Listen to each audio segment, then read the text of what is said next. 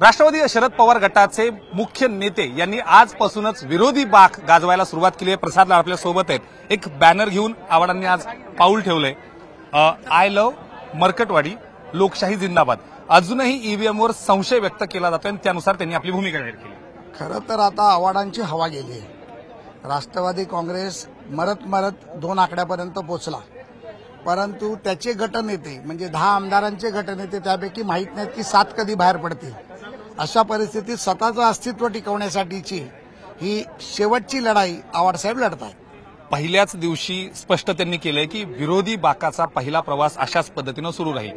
खरं तर विरोधी पक्षनेता होईल का नाही अशी शक्यता असताना ज्या पद्धतीनं शरद पवार गटाची भूमिका आहे, काय म्हणाल?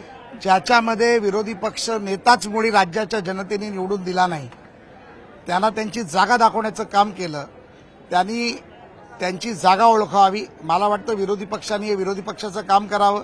माननीय मुख्यमंत्री देवाभाऊंनी देखील सांगितलंय विरोधी पक्षाचा आम्ही सन्मान ठेवू, त्यांच्या केलेल्या मागण्यांचा मान केला जाईल, सन्मान केला जाईल, त्याच्यावर चर्चा केली जाईल आणि निश्चितपणे हे महायुतीचं सरकार आहे, रयतेचं सरकार आहे, छत्रपती शिवाजी महाराजांच्या आशीर्वादाने स्थापन झालेलं सरकार आहे, बाळासाहेब ठाकरेंचे आशीर्वाद मिळालेलं सरकार आहे, शाहू फुले आंबेडकरांच्या विचाराला घेऊन जाणारं सरकार आहे, संविधानाचा सन्मान करणारं सरकार आहे। त्यामुळे विरोधी पक्ष कमी जरी असला तरी त्याचा सन्मान आम्ही निश्चित करू। एक शेवटचा प्रश्न, अजूनही यांना पटत नाही सरकार आलंय, मुख्यमंत्र्यांची शपथ झाली आहे, 2 उपमुख्यमंत्री झाले आहेत, अधिवेशनाला सुरुवात झाली आहे, कारण ईव्हीएमचा जोर ज्या दिवशी निकाल लागलाय तेव्हापासून आतापर्यंत फक्त ईव्हीएम सरकार म्हणून हिणवलं जातं। ग्रामीण भाषेत बोलायचं झालं तर त्यांना आज जोड्याचा मार हा रईस शेखनी दिलाय। रईस शेख स्पष्टपणे म्हणाले की ईव्हीएम मध्ये कुठलंही हॅकिंग नाही आणि ईव्हीएम मध्ये कुठलीही चूक नाही।